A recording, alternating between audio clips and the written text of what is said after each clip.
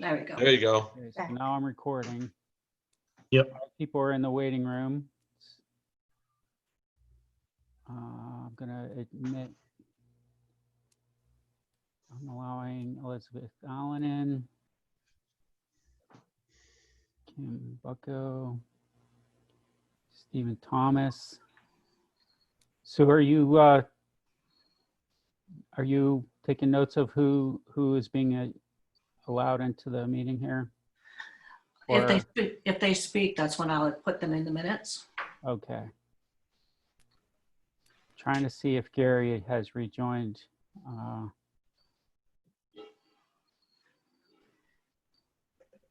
Okay, I'm not seeing. Something happened to Gary.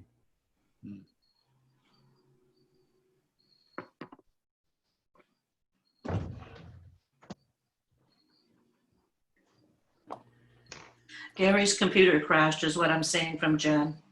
Okay. Oh, he's rebooting. All right.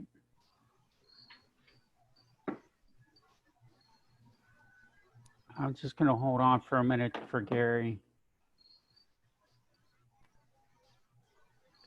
And I think that there were not people, there were still people in the waiting room, I think, when I resumed when I started recording here. So I think we might have to talk about public delegations again. Yep. Okay, so I'm gonna read that part again. Public delegations is a time when members of the public are invited to speak to the commission about certain matters. Agendas, referrals, applications subject to a decision by the commission or a public hearing or in litigation may not be discussed, and the members of the commission will not directly answer questions or make comment. Is there anyone wishing to speak for public delegations this evening? Yes, I am. Could you please state your name and address for the record? Barbara Johnston, 35 Seacrest Avenue, Niantic. Okay, please go ahead, Ms. Johnson. In order, this is a public hearing, I still believe, on the Kensington property. Am I right? Kensington Drive? I think we are not going to hear or continue the public delegation or the public hearing for that tonight. I think we're going to, I don't think we're talking about that tonight. Mr. Chair, if I may. Yes, please, Gary. So the applicant has asked for a continuation. They granted a 65-day extension to continue the public hearing. That said, they've asked that we just table discussion at this time and move forward with so we have to open the continuance of the public hearing and then table discussion. If there is people here from the public who wish to speak, they can speak because it is a public hearing. Right. So if there are people in the meeting now that were wanting to be present for that discussion, that's what's going to happen tonight. We're going to open the public hearing and table all discussion. So we're not going to discuss anything about that application tonight. So it's tabled, basically. Yes. With an yes. extension. With Am an I right? extension. Yes, that's correct. Okay. Thank you very much. Thank you. Is there anyone else that would like to speak to public delegations?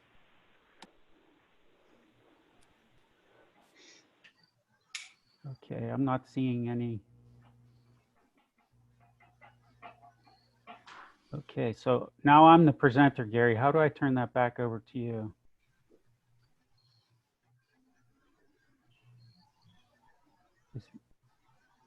Gary's muted. Okay. Do I have to unmute him? If you go to participants and you scroll over the name, there'll be a box that says more. Yeah. I think you can assign co-host. I'm co-host anyway. It's okay. You can just move forward. Oh, okay. All right. All right, so this brings us to reports, communications. I see there was none received. That's true. Zoning representative, did we have a zoning meeting yet? Yes, I went. Okay, would you mind giving us a quick overview? Most of the meeting had to do with renewal of the special permits for all the restaurants. And they did a fantastic job reviewing all that and giving them an extension. There was so much concern about the restaurants, productivity, earning income. They just did not want to stand in their way, and they renewed their permits. So they had a hearing and then voted and moved on. It was great. Fantastic. It was good to see the support. Yeah, I worry about that too. Thank you for that. So that's for the zoning representative. Thank you. And one more thing before we go. Gary, do you know when the next zoning meeting is going to be?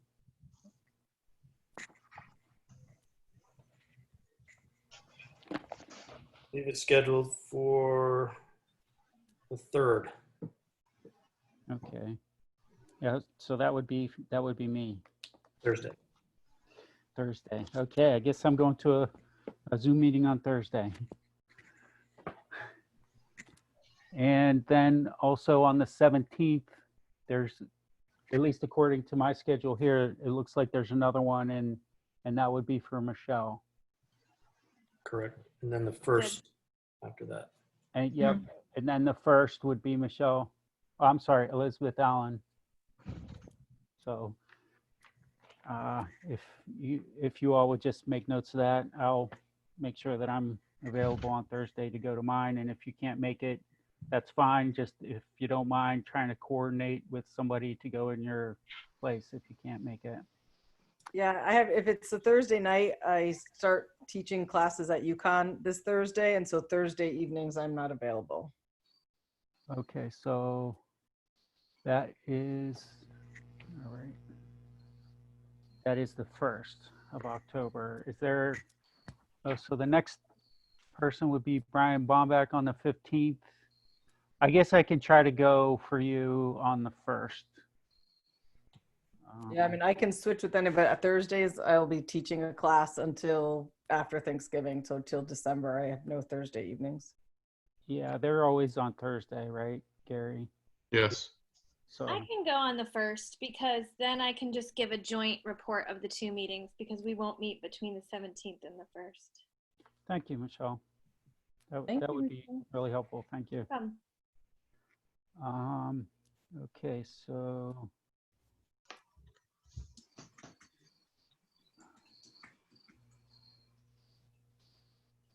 which brings us to ex officio, Mr. Salerno. Good evening, everyone. Welcome to month 7 of the virtual meetings. I don't have too much for you. We have a meeting tomorrow to discuss some special appropriations, to discuss action on public safety building, and an executive session to discuss some real estate matters. Other than that, we have the POCD. I'm about 25% through. Very, very thorough report. And I think we're going to be meeting, discussing it at the 2nd meeting in September. But I need to double check on that. So that'll be coming back to you guys pretty soon with some comment or suggestions. Looking forward to that. Thank you very much. Thanks. Subcommittees, POCD steering committee update. Michelle?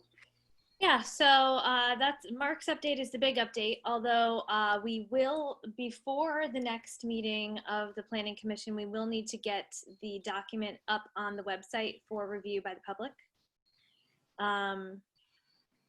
I saw today that the executive orders got extended.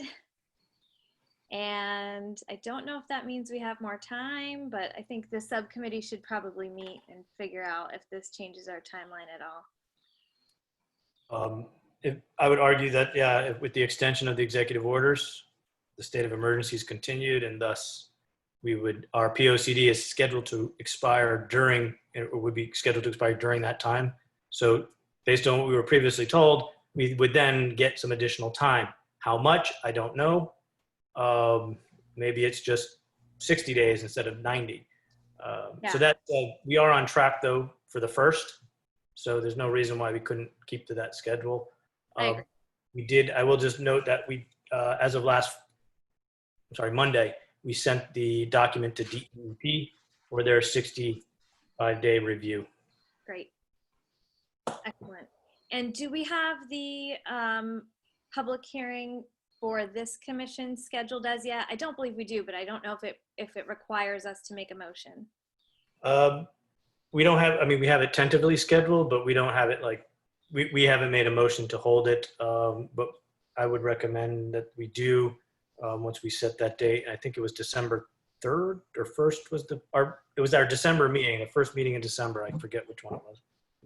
Whether it was first or third. Oh, okay. All right. It's like December 1 is a Tuesday, so it'd be December 1st. So we could, if you wanted that this meeting or the next, set that public hearing.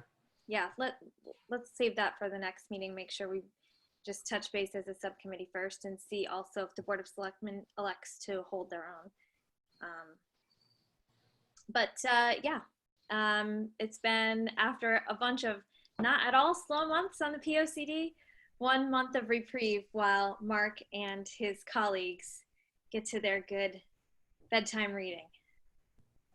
It's not good bedtime reading. I've tried that. It'll cure your insomnia, that's for sure. Yeah. There's a lot of good stuff in there, though. There is. Okay, so subdivision regulations. Are we gonna? We'll probably table that. I would table that. Yeah, I think so too. That comes to my area as chairman, I really don't have anything new to report. So let's move on to acceptance of the meeting minutes. Has everyone had a chance to review the meeting minutes? Okay, so I'm looking for a motion to accept the meeting Kirk, I minutes. think there was one minor point. I think Nicole had Nicole's name as seconding a motion in there, and she wasn't at the meeting, so Oh, I want to adjust under, I guess, extending the meeting to be August 11th, I think. Her name is listed. You know, she wasn't at the meeting, so. Anyway. Could you tell me what page that's on? Let me check. It's,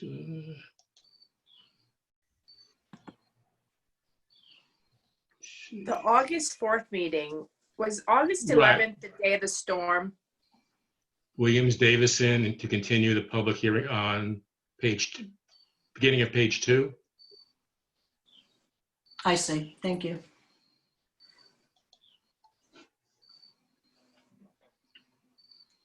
and something else to note, the agenda for tonight's meeting had Larry Fitzgerald as the secretary.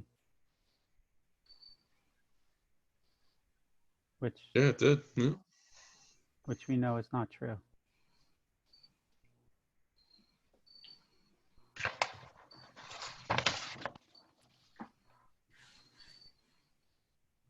Okay, noted. So with that one correction of seconding the motion to continue,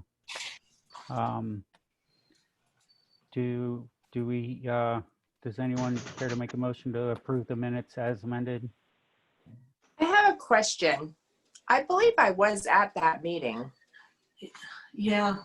On the 4th?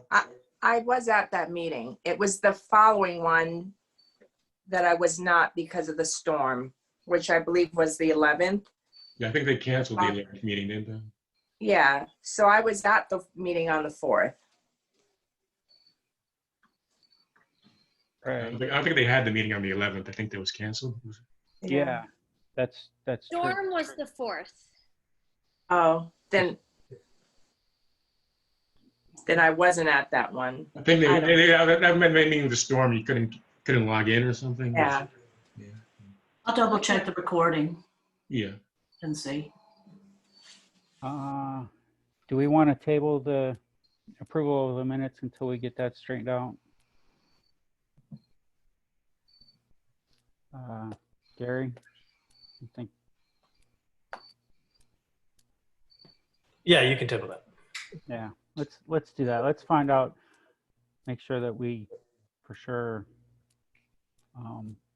maybe we'll just make the corrections and then approve them as they're corrected. Sorry about that. No, you're fine.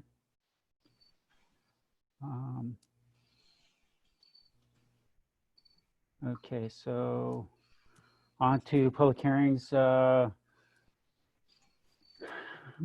Application of Kristen T. Clark, PE, for English Harbor Asset Management LLC, owner applicant for 4-lot re-subdivision of approximately 3.8 acres of land zoned RU 40 located at 20 and 24 Upper Kensington Drive, East Lyme, Assessor's Map 40.0, Lot 22 and 23.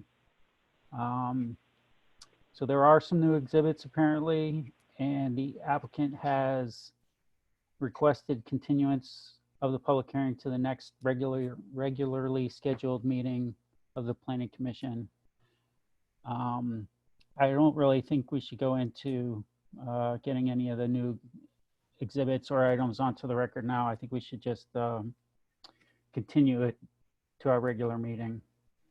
I'm looking for a motion to continue without discussion to the public hearing on October 6th.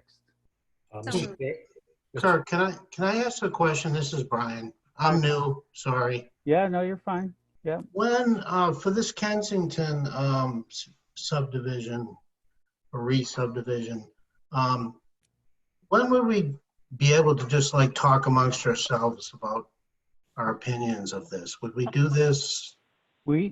That would all be part of the record on during a meeting. Okay, So we will get an opportunity to have full discussions, and in fact, it would be encouraged to have those discussions as part of the record and not off the record. okay, Yeah, all right. that's an important thing because yeah, I wasn't sure as an alternate when I would chime in my 2 cents. right, you would be able to talk if you were seated the particular night when we were discussing that. Okay, and if I'm not seated, I can't say anything?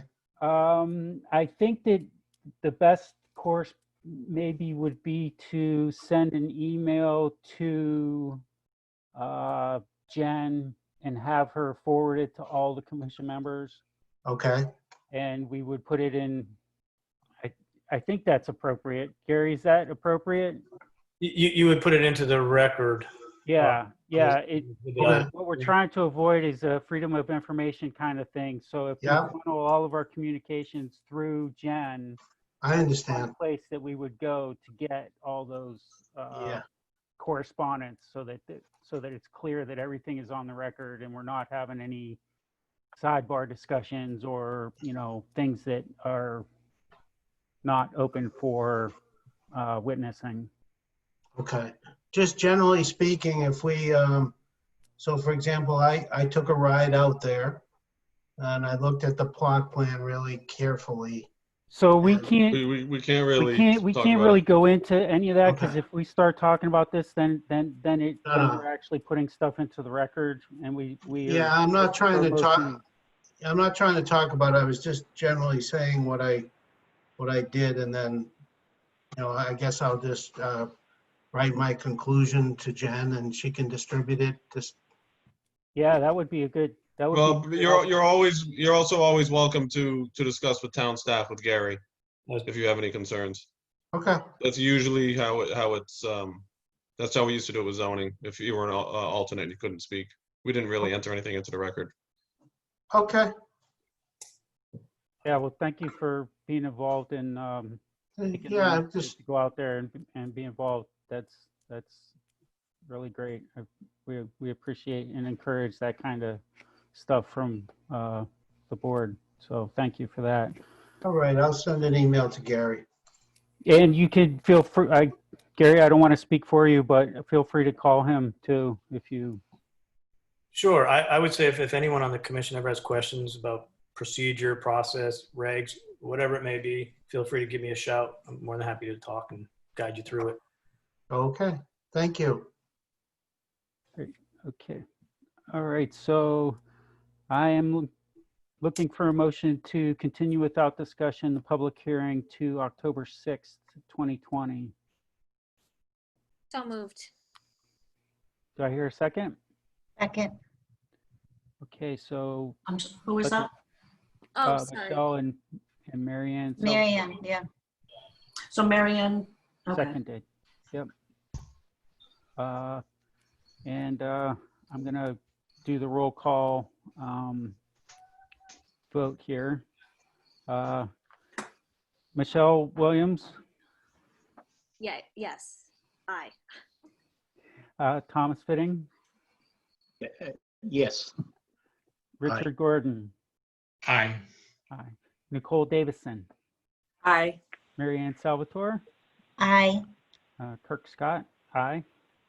Let the record show that we are continuing the public hearing to October 6th.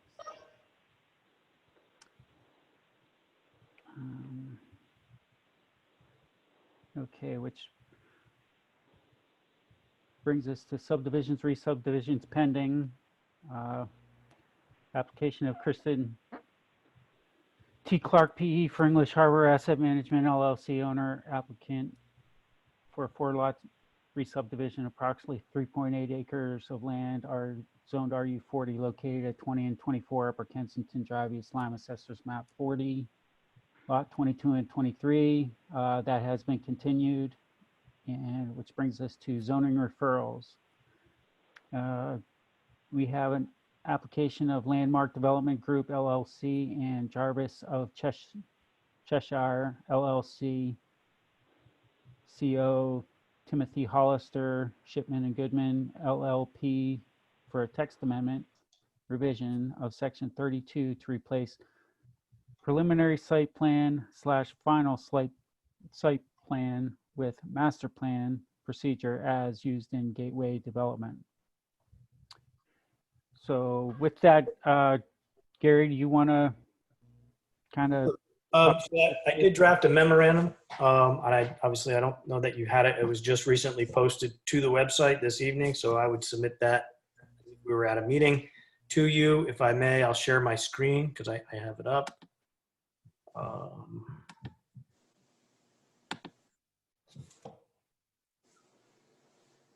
Okay, so there it is, dated September 1st. And I'll just read it for the record. The above application proposes to amend section 32 Affordable Housing District of the East Lyme zoning regulations to replace preliminary site plan / final site plan with quote, master plan, end quote, procedure as used in the Gateway Plan Development District. In addition, the proposed text amendment also proposes to change the maximum building height of single-family detached dwellings from 30 feet to 35 feet. It also proposes a building height of 40 feet for townhouse or garden-style dwellings and a 50-foot building height for multifamily dwellings serviced by an elevator. So further, the application proposed adding the following language. So this is the changes, and it would add under setbacks.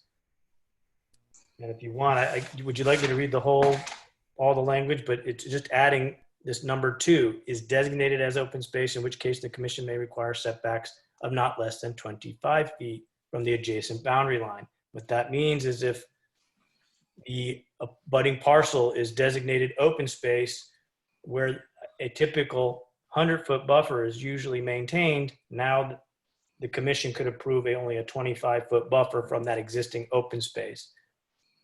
And then in section 32.4.6 regarding buffers, again, adding similar language, or number 2 is designated as open space. That was inserted, and the rest of the language remains the same. And then again in 32.47, under buffer area, they add this entire paragraph is number 1 is already zoned for multifamily residential uses, or number 2 is designated as open space, in which case the commission may provide for a buffer strip of not less than 25 feet from the adjacent boundary line. All buffer areas shall be planted or preserved in a natural state in a mixture of evergreen and deciduous tree and shrubs, and shall be maintained in proper order so as to protect adjacent properties and present a reasonably opaque natural barrier to a height of 10 feet. So upon review, this is what I found. is that objective 1.1 is to maintain the New England character of the community. There's our policy, and here's where I found compatibility. It's not necessarily, I would say, incompatible with this, but it is proposing to increase building heights. So I think it is critical in regarding the siting of those buildings and the landscaping and the orientation, the massing, and the architectural design. The zoning commission needs to consider that as it relates to any expansive water views and extensive open spaces. Objective 1.2 is to establish a coordinated cooperative system of land use decision making. And what I found is that objective 1.2 states that the commission must ensure that regulations under which they operate also support these objectives, which are protecting our environment, maintaining property values, and minimizing the impact of new development on existing land uses, as well as limiting the growth of municipal services and maintenance costs. So I asked, would the proposed amendment protect our environment, maintain property values, minimize the impact of new development on existing land uses, as well as limit the growth of municipal service and maintenance costs? So here's my analysis. Again, protecting the environment, the proposed reg, I don't believe adversely impacts the environment. Nor does it protect both multifamily, I'm sorry. Yes. It does not appear to adversely impact the environment nor protect it, as both multifamily and elderly are permitted within the town. As far as maintaining property values, we had a similar proposal several years ago. This language here is almost mirrors that memorandum I gave the Planning Commission. Then, again, it's difficult to ascertain whether or not the proposed amendment would maintain or adversely impact property values. However, section 3.1.2 of the POCD indicates that 83%, that's 329 units of the 397 multifamily units that were built between 97 and 2000 being classified as detached condominiums. Of those, 67% are designed as 2 and 3 bedroom detached condo homes, which had the potential to be converted to standard family homes, but would still be classified as multifamily. Multifamily housing, as indicated in the POCD, can provide affordability for the elderly population. Section 3.1.2 also indicates that rental rates were on the rise during the development of the 99 plan due to decline in the supply of residential property. And it speculated that the demand and rental rates in East Lyme would likely increase in the near future. Interestingly, I don't think any of that at that time, we never contemplated the current circumstances, but nonetheless, based on those circumstances, I would say that rental rates are climbing rapidly because of those circumstances. And then again, the impact of new development on existing land use. I don't believe that the amendment exacerbates or minimizes the impact of new development on existing land uses, as the ownership, again, of the dwellings is of no importance from a land use perspective, as both apartments and condominiums are considered multifamily housing. However, the ownership is important in limiting the growth of municipal services and maintaining those costs, as multifamily uses versus elderly housing uses typically generate more traffic, wastewater, refuse, and school children, whereas elderly housing may generate the need for increased emergency service or transportation needs, as well as other community service. So secondly, the proposed amendment proposes a preliminary site plan, final site plan that would follow the master plan procedure as was used in the Gateway Plan Development District. The master plan procedure, in my opinion, would establish a consistent, coordinated, cooperative system of land use decision-making to affordable housing applications that ensure that the development continues to meet high performance standards, specifically in regard to open space preservation, view corridor protection, environmental protection, sustainability, and landscaping and building design treatments consistent with East Lyme's New England setting. In regards to Chapter 3, mixed use and affordable housing on page 76, we saw that residents voiced their preference for affordable housing where it would strengthen village centers and bring awareness as such residential development 99 plans would provide pedestrian access to shopping, employment, and town facilities. Obviously, in addition, there was a strong desire to accommodate the goal of 10%. However, the proposed regulation, it still provides for affordable housing within East Lyme, but doesn't direct it to our village centers. As such, My comment is that the valued rural areas, open spaces, and important habitats not recommended for development may be subject to development.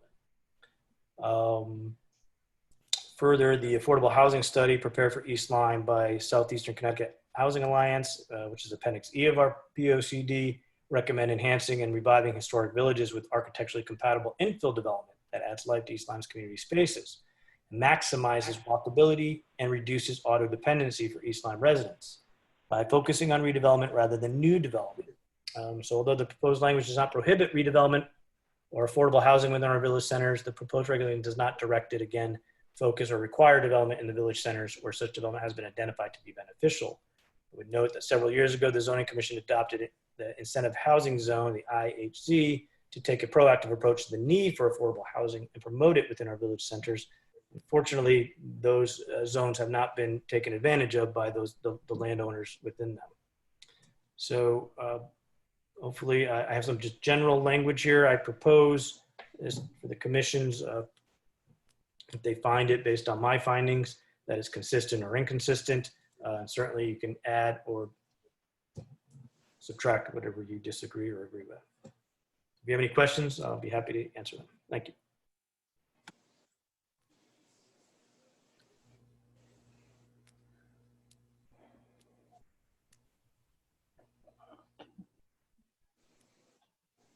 Can we talk a little bit about what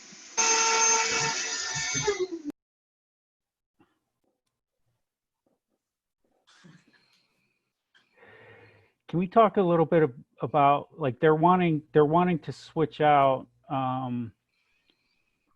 they're wanting to change some wording to make it so that it's either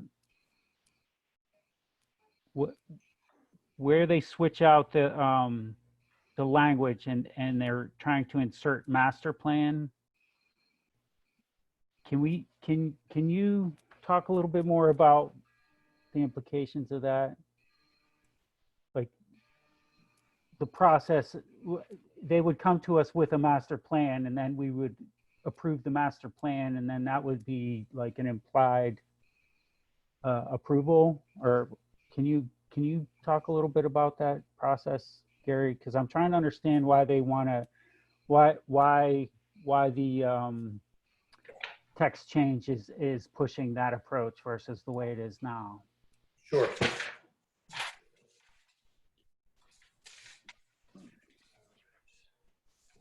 So, Mr. Hollister, with our information, there's a lot of background. I don't know that I'll necessarily read through all of that, but the rationale for the proposed text amendment as submitted by Mr. Hollister was, he said that development of multifamily housing with an affordable component requires, among other things, clear procedural rules that do not allow for deviation. To address and avoid in the future the distortions that occurred in the 2015 process, Landmark now proposes an amendment to Section 32 and C-Tab 3 attached. This text amendment is based on and builds upon the parameters approved in the 2011 court decision and the sewer capacity obtained from the Water and Sewer Authority in 2018. The amendment contains minor revisions and improvements to provisions regarding building height, setbacks, and buffers. More importantly, this amendment in Section 32.9 proposes a master plan process, just like the one used successfully and seamlessly by this commission for the Gateway development from 2008 to 2015, instead of the PSP/FSP process in the current regulation. The intent of the master plan process as used with Gateway is to make it clear that the first step is for the applicant to lay out and the commission to review for impact the macro elements of the development: building layout, building height, availability of infrastructure, and feasibility of emergency vehicle access. After approval of a master plan, a site plan application follows. Under the master plan process, the site plan substantially conforms to the previously approved master plan macro elements, then site plan approval should be non-discretionary. In other words, the intent of this proposed amendment is to prohibit and avoid the demands for unnecessary and costly engineering at the first stage, as the commission did in 2015 in its denial. The engineering details that flesh out the master plan elements are clearly deferred to later site plan stage The first stage will be review and approval of the master plan elements only to determine whether they meet what is in the master plan regulation and section 8-30G standards. When the East Lyme Zoning Commission approved the Gateway apartment development, it demonstrated a familiarity and understanding of how the master plan concept works and should be administered, and therefore has a clear basis and reason to utilize that process for landmarks development. So that was the rationale behind the proposed change. The language itself.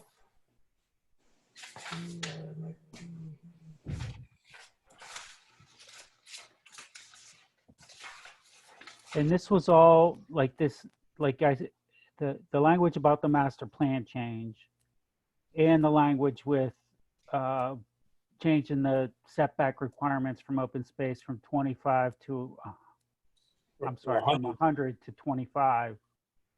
All those that, and then I think there was another, and then it said, or open space, right? Are we to take all this text amendment as a single change? Yes. Okay. And I'm sorry, you were getting ready to talk about something else, I think. If you wanted to talk specifically, and I can also bring up the proposed language and share it with my screen. I don't know if you have. Yeah, I think that would be helpful. Be helpful. Great. And board commission members, if you guys have other questions, just get ready. Can I ask a clarifying question on what you just said, Gary, before we move into the rest of the language? Yes. When you were just relaying the rationale, it seemed very site specific. However, this text amendment would apply to any affordable housing zone development, correct? Yes, that's I was noting that in my memo, in that's the risk, because if anybody applies for affordable housing under 8-30G, they can apply for that anywhere in town. Mm-hmm. But with that application comes a zone change. And so the planning commission at that time would get that referral regarding the zone change and determine whether it's consistent with the plan of development or not. And again, as you know, whether it is or it isn't, right, the planning commission will still hear that application and make a determination one way or the other, whether it's approved or denied. So it's just a matter of whether they need a majority vote, which they need a majority vote anyway. Okay. So I think it's important to note that those other lands that are not, they could be industrial, they could be, and as we know, this is a little more geared toward Oswegatchie Hills. However, as you know, Michelle, definitely we have to be concerned that this can apply anywhere. Right, and the rationale, just so I'm just crystal clear on this, the rationale, it was specifically worded to support the affordable housing zone on this property. I mean, like the examples that you just cited were all solely Oswegatchie Hills examples, yeah? Yes, well, what I had just read was from Mr. Hollister's letter to the zoning commission. Right. Dated June 23rd, 2020. Got it. Okay.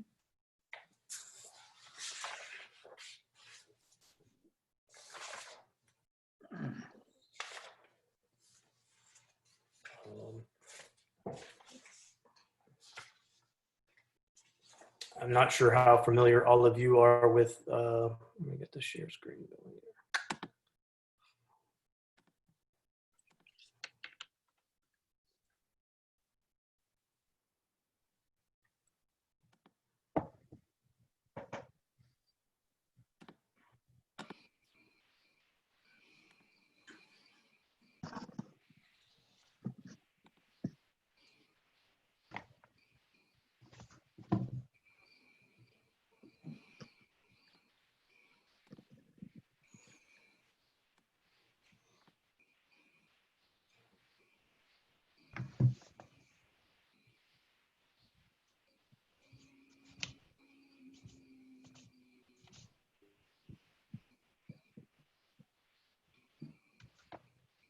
This was, I had just read from this section here, and I don't see nothing.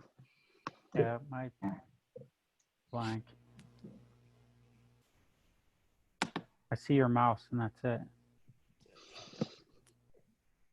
Try again.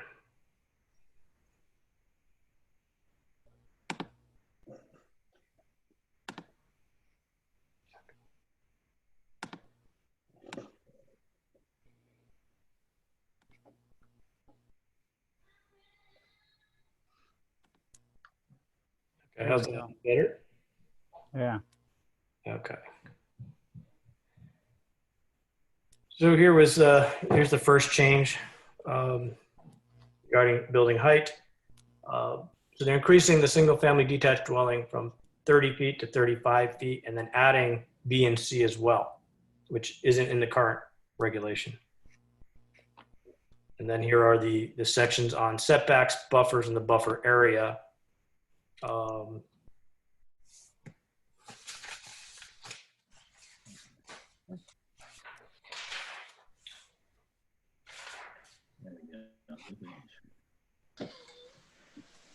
So it's virtually the same language. It just reduces that buffer. It gives the commission the ability to reduce it down to 25 feet. And then moving on, here's the master plan, the general provisions. It is very similar to the GPDD, the Gateway Plan Development District.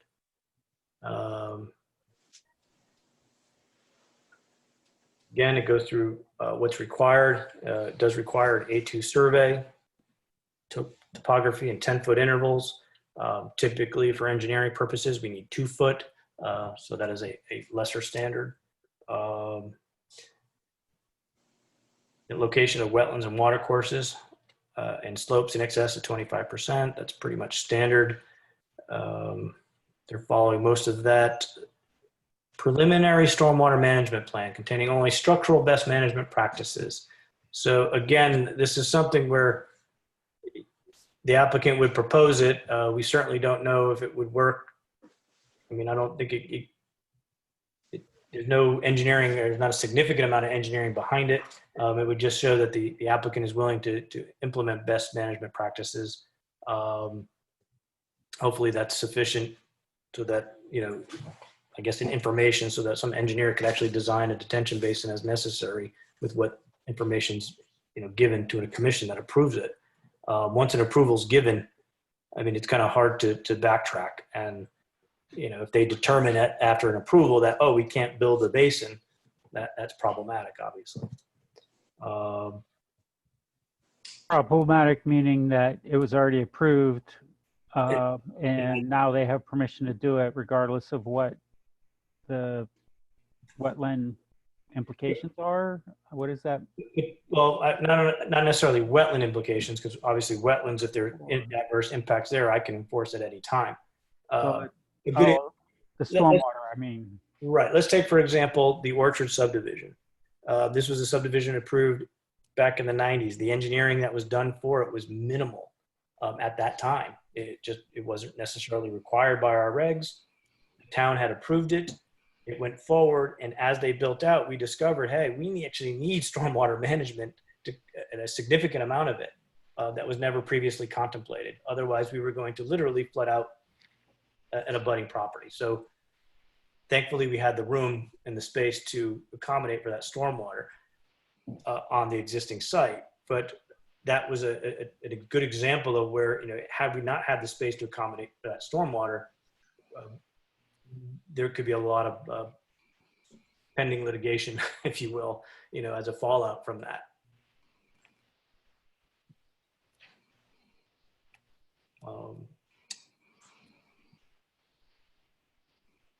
But again, knowing, what they're saying here, they would show, bioretention basins, level spreaders, and those things. So to some degree, they are going through that exercise of showing, hey, we do have some land area that we could accommodate for best management practices. So that may be fairly acceptable. Obviously, they use that with the Gateway Plan Development District on the master planning portion of that. Again, they have to provide a traffic impact statement report, all the preliminary designs. Then it gets into a site plan. Application for site plan shall contain XYZ. all the information required for an affordable housing master development plan.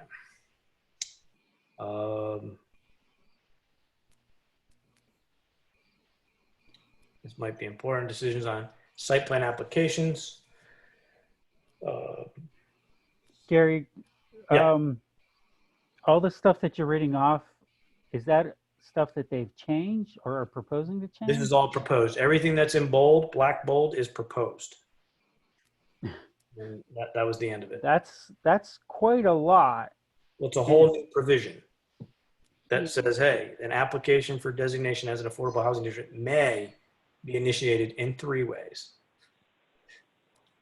Conceptual site plan in accordance with the general statutes, 830G, or an application for approval of an affordable housing master development plan, or an application for approval of a site plan. What is the requirement for us tonight to do this? Is there a time piece No. associated with this? Do we have to act on this tonight? Because there's a lot of stuff here. We don't have to act on it tonight per se.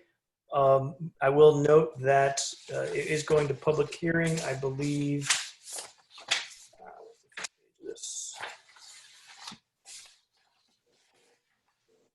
On October 1st. So I would recommend that we get a response back to the zoning commission by then. We certainly could hold a special meeting if we'd like later on in the month or before the 1st. We don't meet again until I believe the 3rd. So I mean, there's like 2 or 3 pages of things that are new here that we're just now seeing for the first time. Yeah, I mean, if the commission's up for it and I don't, give you time to read through it, I would then say, hey, why don't we hold a special meeting? It shouldn't be long, maybe a half an hour's worth of time. And I'd be happy to go back and do some more analysis if you'd like, if there's any specific questions you have or want answered. We have an entire. Sounds good. I'm just, does anyone else have some comments here that might help me understand about if this is a good or bad idea?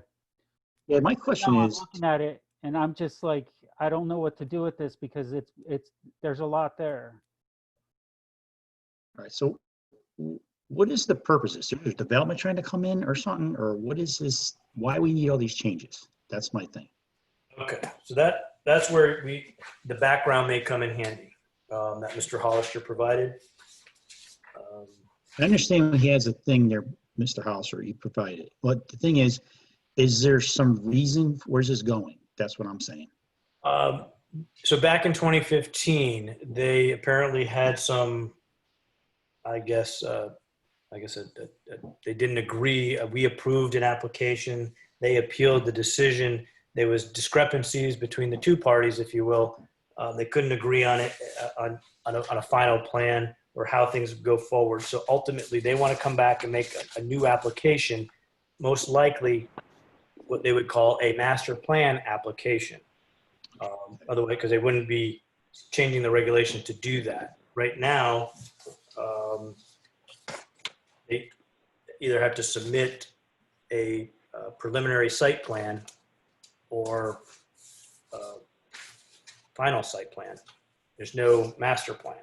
So what they want to do is add the master plan and say, hey, we can go get approvals or conceptual approvals without having to spend thousands of dollars on engineering, design work, and the rest of it. So obviously, any proposed regulation change by an outside entity is certainly self-serving. That would hopefully explain that. But we do have to understand that while it may be self-serving and as Michelle said, geared toward Oswegatchie Hills, it applies to anywhere in town. So we do have to consider it in that light. But ultimately, I believe Landmark Development LLC wants to continue to pursue the Oswegatchie. Yeah, they want to, yeah, there's something to do with the development. I get it. So. Right. I mean, even if we do get get through the details of this giant change here. I think the spirit of the change is that they're looking for a way to push affordable housing through under a master plan. Is that an accurate summation of what this is?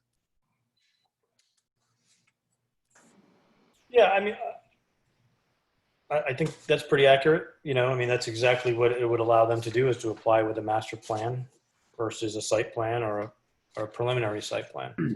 Now, it said site plan would allow them to skip a lot of the nitty-gritty engineering work and come up with a more conceptualized plan, get that approved, and then they would go back and try to do the engineering work. Right. Once they got their master plan approved, just like Gateway, they came back with more detailed plans with a significant amount more of engineering gone into them. And so when that master plan went through, how was that master plan pushed through? Just for the, just for the history of a master plan, so to speak. I need to defer to Mark, because that was approved before I came to town as a master plan. Yeah, so the zoning commission, it was an outside entity, came in like this and wanted to do a master plan instead of the conceptual plan. So that was added to zoning back then, and then the applicant has to apply under the same public hearing. It's got to go through a similar process. It's just another vehicle. It's just another vehicle to do it without having to do the upfront engineering. So they did it before. Now my question is, why would we change all of our regulations and documents to, I mean, why couldn't they just do the same thing with the way it is now? They can. They could apply with the preliminary site plan, which is more costly to them probably than a master site plan, which is why I suspect they're applying for this. Well, and I think, Mark, correct me if I'm wrong, but a major difference here too is with the Gateway Development District, we were talking about one specific parcel of land that is the only place in town that is zoned in that way. So the regulations were built specifically for that area. Am I correct? Whereas here we would be allowing master plans for any parcel that we are familiar with or not. You know, we had vetted that Gateway parcel as ideal for development prior to this. Is that correct? I believe it was specific to the land, yes. And it encompassed multiple properties. So it wasn't just one property owner, it encompassed an area. Yes. Where this sounds more specific to a single developer. But it would apply to. It would apply to the whole town. Unknown throughout. To the unknown. Yep. Right. Now that still has to go through approval process with zoning, but it would be, could be put anywhere that the affordable housing is allowed. Right. Yeah. I don't know. I may have heard enough. Anybody else have any other questions? Just have a concern with the rest of the town with this right now, the way it is. I agree. And there is a process for them to do the master plan thing already. And being that this is such a huge change, and we know the sentiment of the, people in the town that have come to our public hearings and have spoken and given input to other things that we've, our public hearings related to the POCD update. I mean, we kind of have a feeling of what the people in town are looking for. And I'm not sure that this is that. I think I agree, and I do have thoughts if we were to have to vote tonight. I mean, there are some things in here that would be consistent with the POCD, which is that it would diversify our housing offering and support affordable housing. However, my main concern is we've identified appropriate and valuable areas for affordable housing through the incentive housing zones. And this does nothing to encourage those. And I think as a group, we've talked many times about how we do want to increase the amount of affordable housing in East Lyme smartly, and specifically in those incentive housing zones where we have land that supports high density and walkability and access to services and recreation. Mhm. And the way that these are written, I feel, does not encourage development in those zones, and in fact encourages it in areas outside of our already high density areas in town. And that would give me concern too when you start talking about not doing detailed engineering for things like So stormwater management. there's a valid, you have a valid point there for sure. I would agree. I also want to point out, and this is where I'm having a little confusion myself, is when I look at the proposed master plan elements and A2 property line survey, A through N, when I look at section 32.9 of the current reg, all they did was they kept all of that. And they just eliminated item O, which is a statement describing any impact on public health and safety, including emergency services. But when I read what's required under a preliminary site plan, I'll read that to you. The purpose of a PSP, which is a preliminary site plan, is to require the submission to the zoning commission of information sufficient to allow it to evaluate a development plan for under the standard of 8-30G, and to allow an applicant to defer until approval is granted completion of details and specifications that will define what is to be built, but are not essential to 830G analysis. Therefore, a PSP submitted with an application to rezone an eligible parcel or parcels of land as an AHD shall contain the following, A through O. I mean, there's really no difference here other than it just says now I can do an affordable housing master plan, which again, it defers until approval is granted. What's the difference between a master plan and a preliminary site plan? To me, it's just definitions and semantics. Like another vehicle to get there. But you already have it. You already Right. have it. Why reinvent the wheel? Well, and now we're talking about that and not the actual changes to the, meat of the zoning, like building height and Setbacks. setbacks, exactly. And those, again, those are significant changes. Obviously, I think, the zoning commission, when they adopted the affordable housing regulation, they wanted these large setbacks. There was a reason, right? I'd have to go back and dig out what the real intent was, but obviously it's for. Well, it's more intense development, correct? Right. What is what the reason is. It would allow them to put more units on their property. Increases so you have more stuff on the property. Yeah. So, I mean, I think, while it's a valiant attempt to, I guess, create that consistent land use procedure, I don't think it's, I guess, I just don't think it's needed because we already have a provision for it. I mean, it's neither consistent or non-consistent to me. It may be a little inconsistent in that it does increase those building heights and it does reduce those building setbacks, or at least gives the commission the discretion to do that. Right. And the inconsistency that it's not pointing affordable housing where we specifically have very defined goals on where we want to increase affordable housing. Exactly. And there's less permeable surface if you have more buildings. You have lower setbacks, then you're going to have more buildings, which is less permeable surface for groundwater absorption. So, I mean, what it's sounding like is that it sounds like you're finding it to be more inconsistent than consistent with the plan for those specific reasons. Right, and I think we had some really good comments. So if we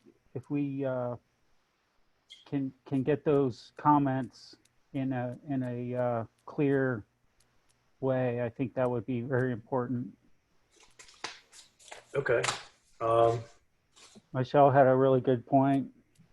Yeah, I think my two major inconsistencies would be that it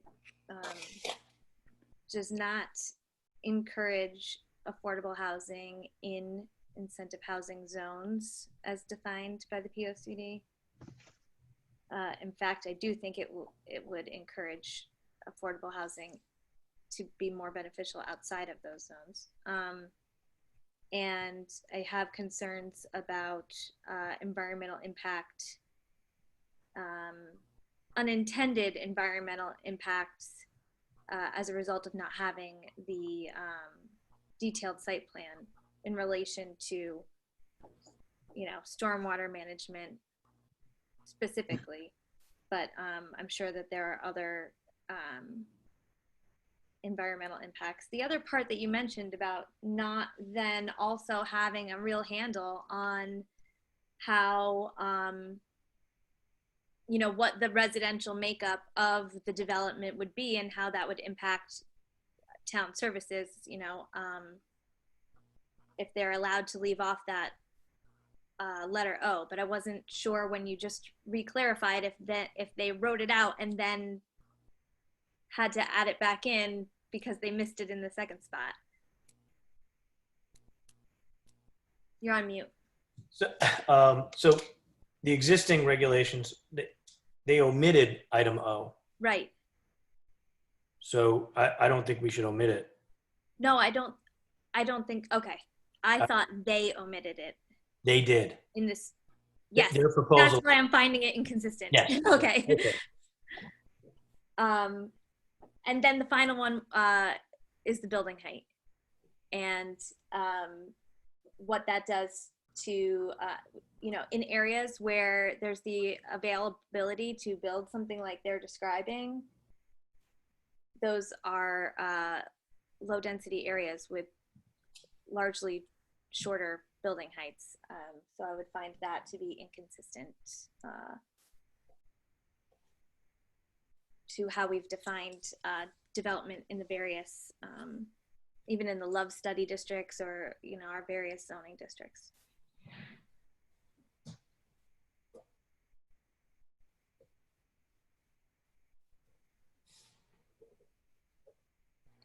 So I'm seeing three comments or 3 bullet points for why it would be inconsistent. Does anyone have any thoughts about how this would be beneficial, just to be complete with our discussion? How it would be consistent? Or how it would be, how this change would be helpful in any way, or like The only benefit that I saw, as I pointed in my memo, was that it would be consistent with the Gateway Plan Development District and that procedure. Okay. I don't find it even consistent with that because that was a specific zone. This allows it on any, Right. that was one parcel. I mean, I like that it supports affordable housing and would diversify our housing supply, but I don't think these changes. I would note that the Gateway was 2 or 3 parcels, just for clarification, but it was one large geographic area. Zone. Okay, yeah, I'm calling it one parcel. I should not. That's okay. So I have what looks like 4 things that it didn't encourage affordable housing in our incentive housing districts or in our village districts. Number 2, the unintended environmental, the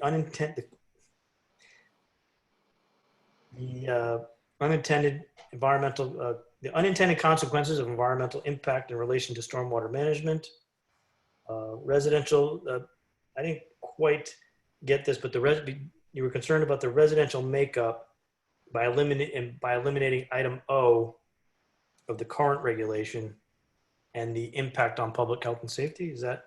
Well, I think we can't really adequately plan the impact to town services if we don't know, is this 55 plus affordable housing? Is it families? That was part of our discussion at the beginning. So can I I'm just not ask sure a that I'm defining it well. Can I just ask a question? So why does it matter if the affordable housing is not in an incentivized zone? Or like in a village zone? If we want to So- increase our affordable housing, why does it matter where it is? Well, I could tell you why it matters to me, but Gary could probably tell you why it's in the regulations. Yeah, so, I mean, again, anyone can apply for an affordable housing zone anywhere in town. So what we've held is that it does require a zone change. And that the planning commission would then get the opportunity to review that zone change for consistency with our plan of development. Whereas in other communities, they don't necessarily do that. They will just automatically accept the application for affordable housing, and there's no referral to the planning commission, if you will, in that regard. So Right. different communities do it differently, but we've held that. Right, but I think This is Kirk Scott. by Hold adding on- extra hold on just zoning one layers, second. then isn't that the problem with Connecticut and why it remains so segregated? Because affordable housing can't get through zoning to be able to be built in towns like I think Lyme. that we're supposed to limit conversation with seated members, and I'm sorry, but that's just the way the regulations are. So if you weren't actually called to be seated, I think you're supposed to be like observing. Gary, is that true? I think as an alternate, I mean, she can be a part of the discussion, but she wouldn't be a voting member. Okay. So during any vote that was taken. Yeah, I mean, I'm new, otherwise I'll never learn. Oh, no. I fully encourage and appreciate. I'm kind of not 100% sure on all the rules myself. It was my impression that if you were not seated, you were limited to observing. But okay, if that's the way the regulations are, then I'm sorry. Please go on. But to answer your question, I mean, in regards to the desegregate Connecticut issue, certainly we understand that zoning could be a hindrance to that. That said, the proposed changes, whether these are consistent or inconsistent, they may happen anywhere in town. The regs themselves have been crafted to provide buffers and building heights such that the town had deemed was sufficient. I haven't combed through those to see whether or not, how they relate to issues of segregation or not, but certainly that could be something that the town does in the future. As it pertains to this particular application and change, we know that the applicant obviously is pushing it forward because he has a specific intent. And again, it's not, I think what I've heard is it's not inconsistent necessarily in that it would promote and continues to promote affordable housing in that regard. I don't know if that better answers your question or comment, but I can further clarify. So Gary, the incentive housing zones that were passed by zoning was intended to provide certain areas that could be affordable housing with mixed use type development. And those were for more higher density. It doesn't necessarily say that affordable housing can't be placed elsewhere. It was just an incentive to get affordable housing in areas the town preferred. Yeah, to try to not to make it a hurdle to get more affordable housing, but to make it easier to put it in the areas where it makes Right. more sense for walkability, services, availability of water and sewer, recreation, Right. things like that. So just to clarify, Liz, when I'm saying that it's not encouraging the incentive housing zones, that's not to be discouraging of affordable housing. It's to be more, my goal is to affirm my belief that these areas that we want affordable housing in, we want to make it even easier to put affordable housing there. And I think the point that I was making was that the changes to these regulations make it easier to put affordable housing outside of our incentive housing zones when we're trying to get them in these identified incentive housing zones. That's the point I was making.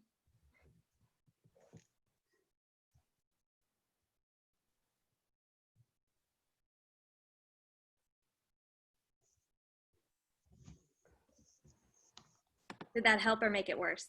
Yeah, no, yeah. I mean, I get the point. I just think that, yeah, I mean, it makes sense, but I also think that if there's someone that's going to develop and it's not in that area, then why do we want to put a barrier if they're right? If they're going to develop in a different area, I just think we just don't want to put more barriers. That's all. I don't think we're actually putting a barrier here.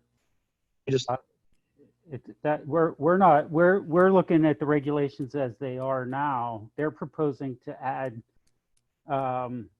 different regulations that are not necessarily, may or may not be where the town finds it most appropriate to put affordable housing.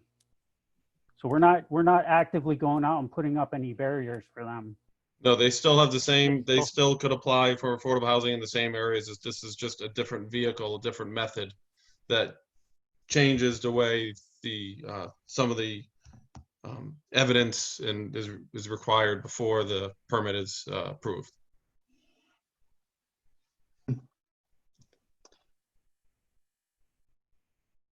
So wherever it's allowed now, this wouldn't change it, but that's not the point, right? But there already is a vehicle for them to do this.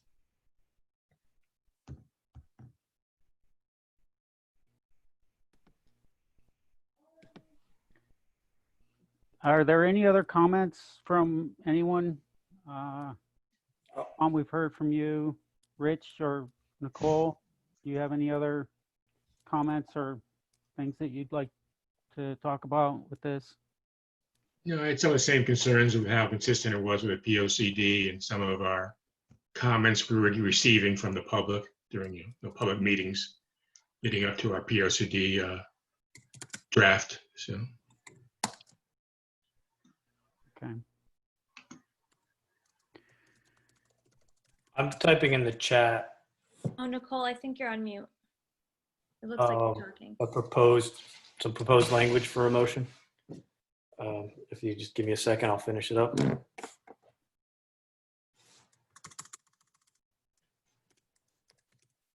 What were you saying, Nicole? Oh, my concerns have already been addressed. I don't really understand the need to change it. It's already been stated.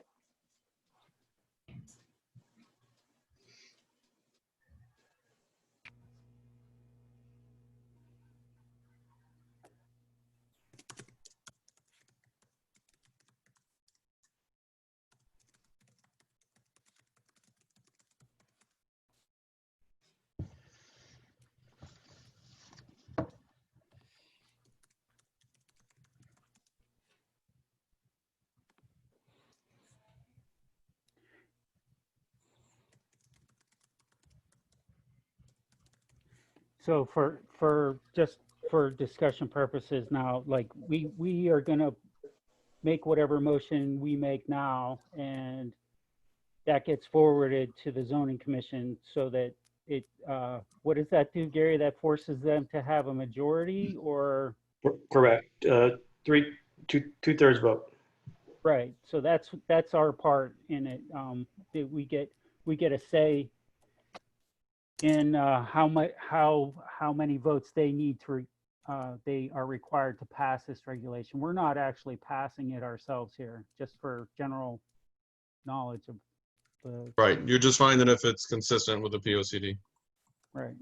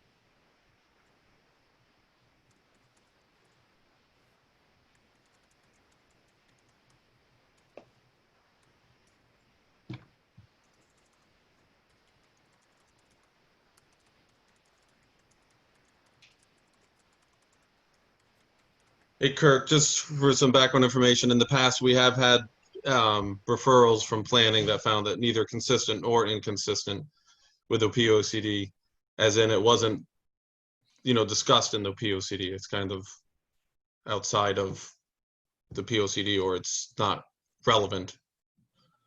That's good to have that as an option.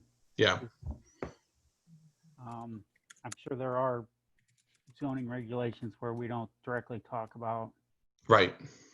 although, But that's just for background. yeah, Yep. yeah. No, that's good to know. Yep. I suppose everything is 1 or 2 degrees related to each other. So, I mean, you could always find some way to make it relative, but if you don't have to and it's a stretch, then yeah, I think that is good to have as an option.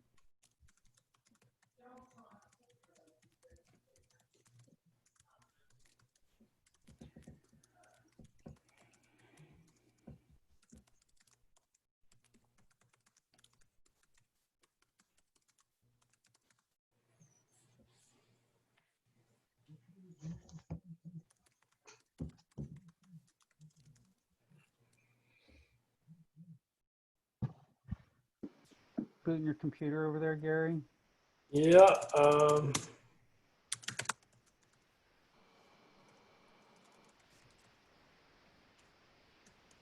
Okay, so there should be in the chat. I didn't realize every time I put a number in and I want to hit return, it just kept sending it out to the chat. But basically, it says it finds the proposed amendment inconsistent with the 2009 POCD as it does not encourage affordable housing in the incentive housing zone or within our downtown villages. It can't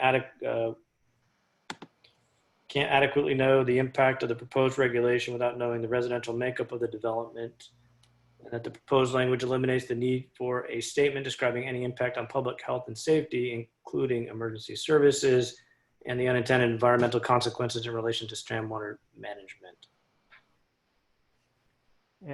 Do we want to say anything about the impact of reducing the offsets, the setbacks, I mean? Because that to me would be a negative impact from a environmental point of view.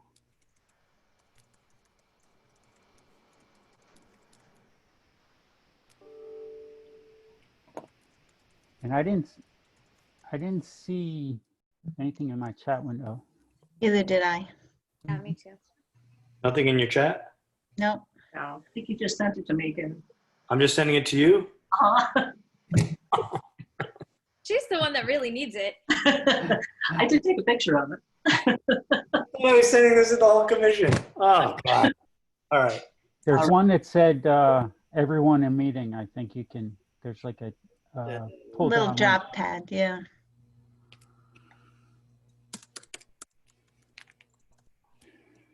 Okay. So maybe I can, I can select. Yeah, I was trying to copy and paste it. I'm not sure.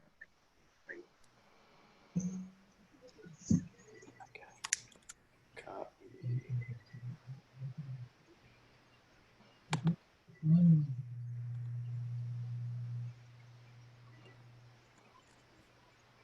Oh, it's not going to let me paste it? I know, I'm finding the same thing. Really? Oh, wait a minute, maybe I do.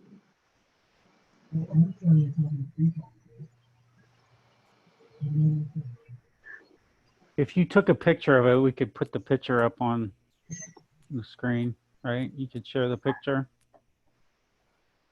Oh, I think I got it. Able to copy and paste it. No, won't let me paste it. What I can do though is I can share my screen again. I just got to get this copy over to, yeah.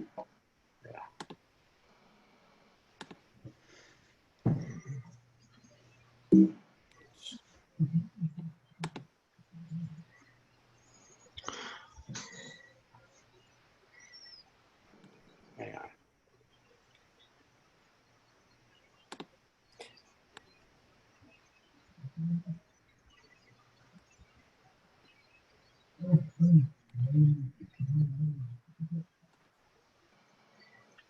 Did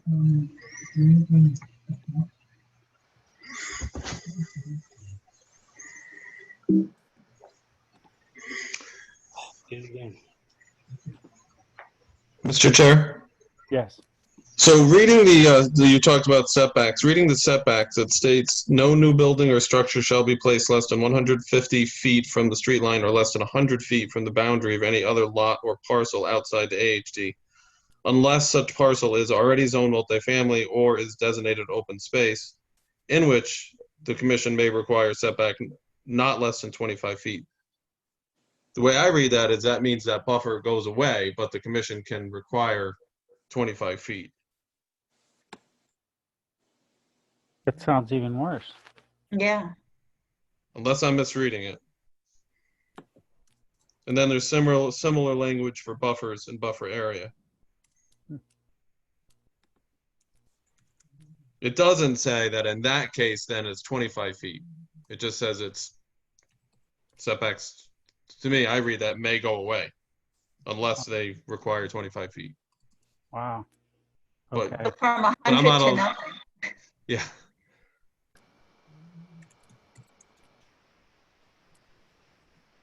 We already have the mechanism to waive it if there was a property that it was particularly appropriate for, such as one that abutted a ton of open space, right? Right. It's Well, not this- preventing it from happening in a place where it makes sense. Right. But you can't go back to 100 in a place that it's really tight. Right.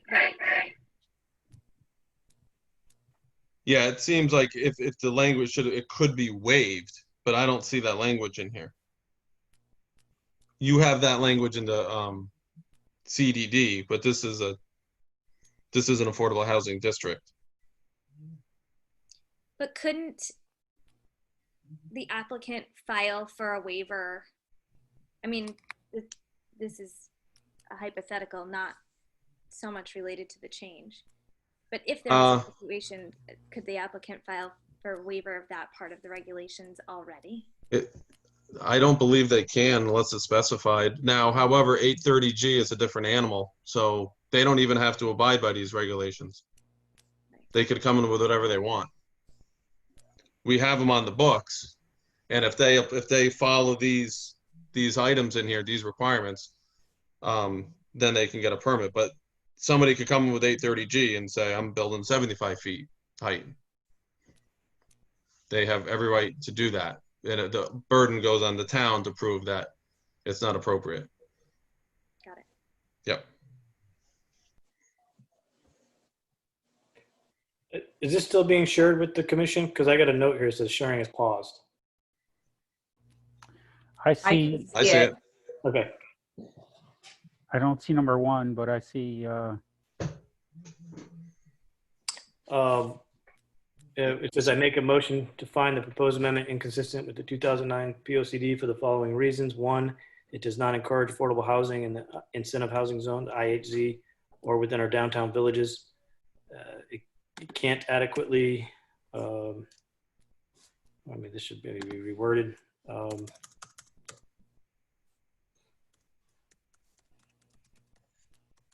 We cannot adequately know the impact of the proposed regulation without knowing the residential makeup of the development.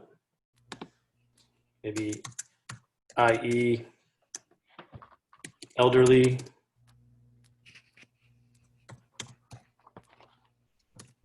versus market rate. We're not seeing that being typed, Gary. You're not seeing that. Okay. Did that show up again? Try sharing it. there we go.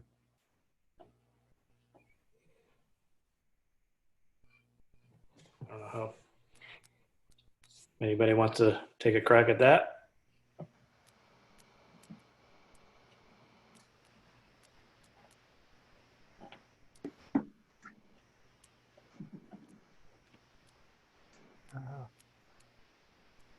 Number 4 needs to be, I think, reworded. I don't have that worded well.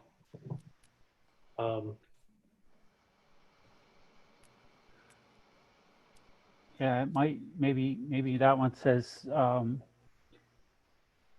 unknown consequences, unknown environmental consequences at the time of the master plan, given that engineering work hasn't been conducted.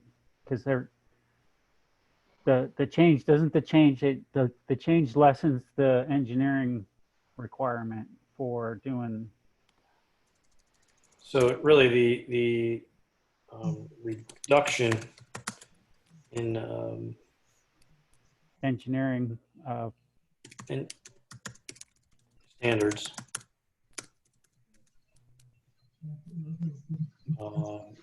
may result in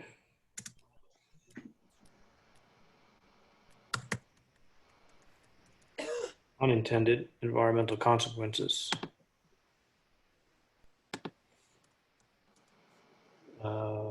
Particularly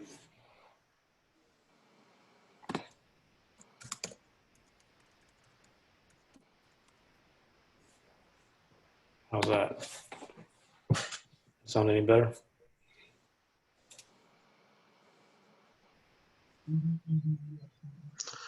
Is that number 5 should be at the end, traditional New England character? Or is that charter? Yeah, it should. It may not be in keeping with the traditional New England. Oh, there it is. Sure.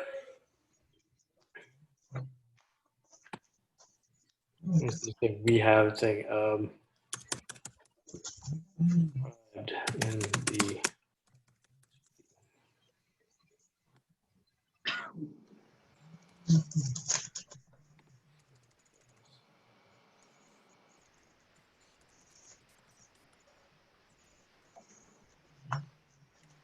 how about that as defined in the POCD?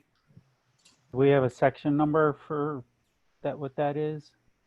I don't know if that would be helpful to kind of further. Find in the It was policy 1.1. 30, for you talking about the building height? When we get, yeah, in relation to number 5, That's I would just say 32.4.2 in their regulation, proposed amendment. 32 point what? 4.2. That's the height section in their proposed amendment.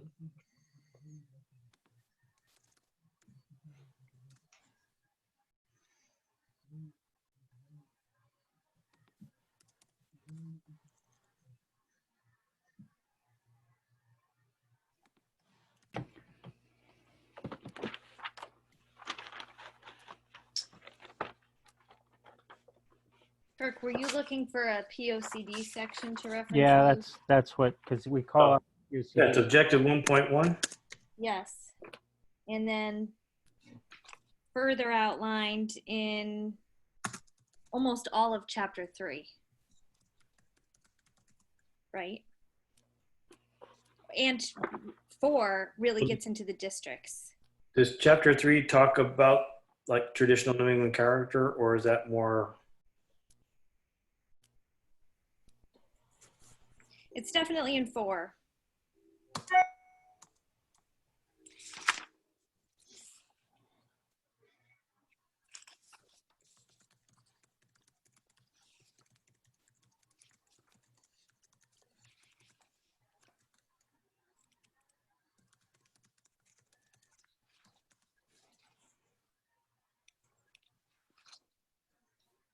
You're talking about the 2009 POCD? Yeah. Chapter 4 is economic development in industrial land, commercial districts, how and wide of economic development. Well, chapter 4 goes into the love study, right? Which is where it talks a lot about Okay. the districts. I mean, we can get more specific. I don't know that we need to. Okay. Right, okay. Mhm. Yeah, Yeah. let's, we have it, it's, you know, the objective one is maintain the character, and if it doesn't do it, well, then it's not consistent. So I would just leave it at that. Yeah, I think that should suffice. And maybe 6 should say,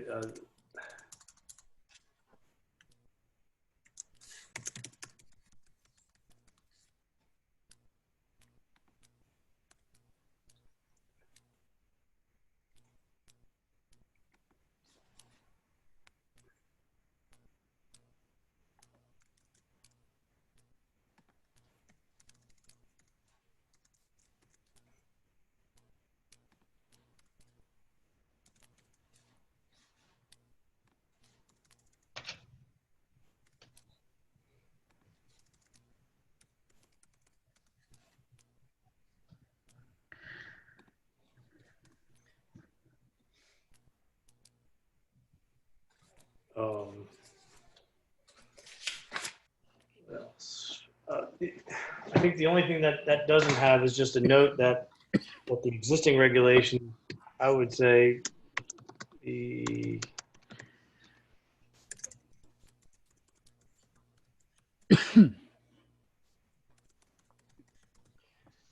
(32.19.1)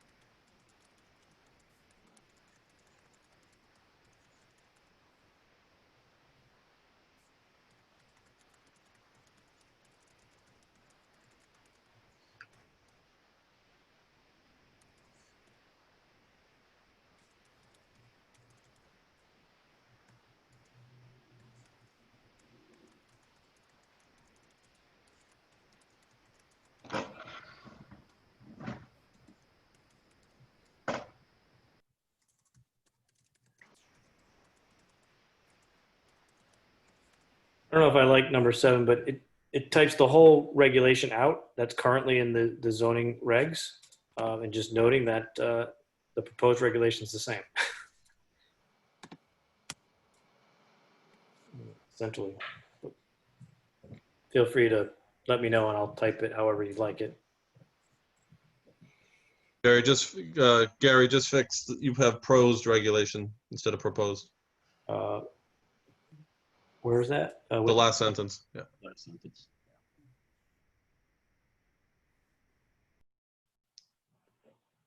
Right there. And 5, you said, and further identified in chapter of, Chapter. Did we further identify another chapter or no? It's not necessary. I don't know. you decided not to. I'll take it out.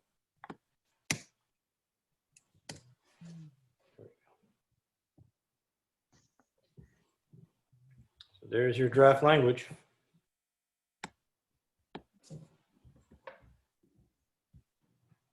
Anybody have any other comments?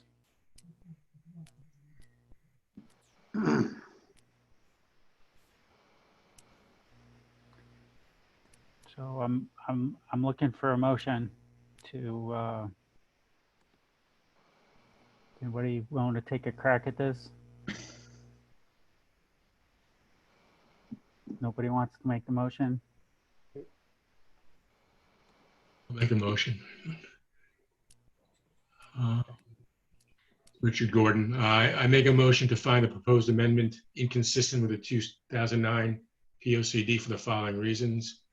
Number one, it does not encourage affordable housing in the IHC or within our downtown villages. Number two, we cannot adequately know the impact of the proposed regulation without knowing the residential makeup of the development, i.e. elderly versus market rate. Number three, the proposed language eliminates the need for a statement describing any impact on public health and safety, including emergency services. Number four, the reduction in engineering standards may result in unintended environmental consequences, particularly in relation to stormwater management. Number five, the proposed regulation, section 32.4.2, proposes increases the building heights, which is AHDs, may be located in low density areas. Such building heights may not be in keeping with a traditional New England character as defined in the POCD Objective 1.1. 6, reducing the setbacks and buffer requirements may create negative environmental impacts.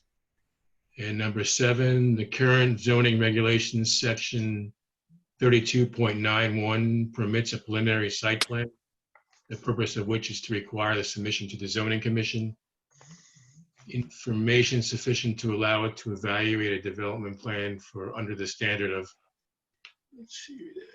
8-30G, and to allow an applicant to defer until approval is granted, completion of details and specifications that will define what is to be built but are not essential to the B30G analysis.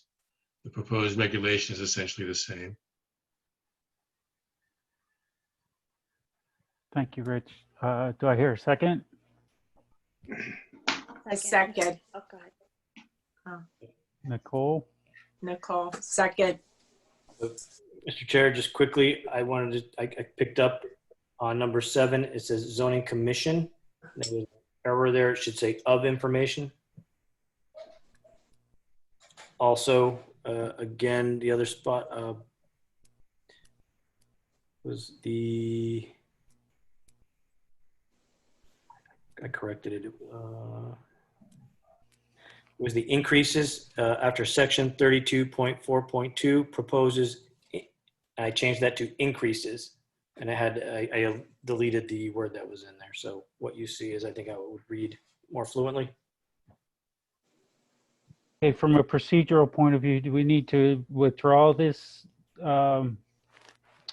motion? You could just have the applicant amend it as noted. Okay, Gary, how's that supposed to read in 5? Yeah, that doesn't look right. Increases in building heights. Proposes, yeah, it says the proposed regulation section 32.4.2 proposes increases. Oh, it needs an in building heights width. Yeah, there we go.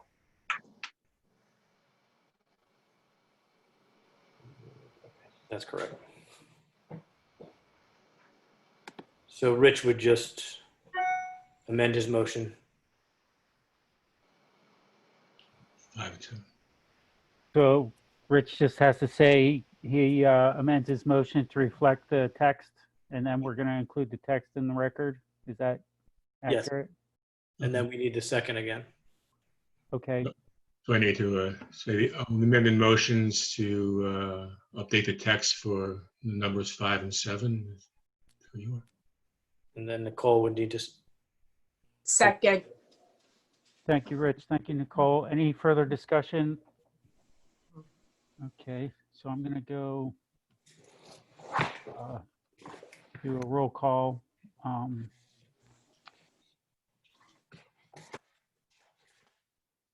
Michelle Williams, Aye.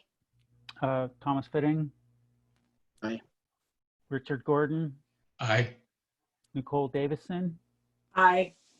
Mary Salvatore, Aye. Kirk Scott, aye. Let the record show that the motion carries.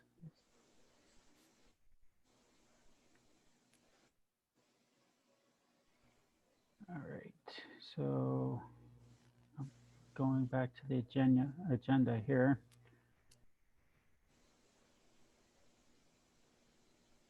All right, so there were no municipal referrals, no old business, and no new business. I'm looking for a motion to adjourn.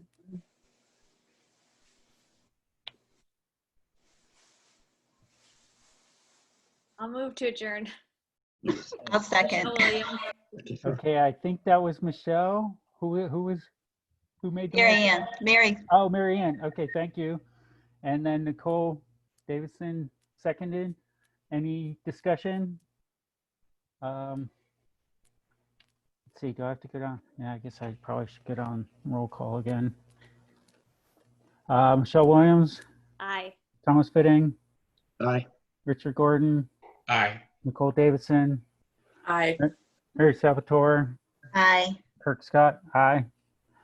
Okay, time is 8:49. Meeting adjourned. Thank you, everybody. And have a good night, and we'll see you next month or before. Thank you. Thank you. Have a good night. Good Good night. night.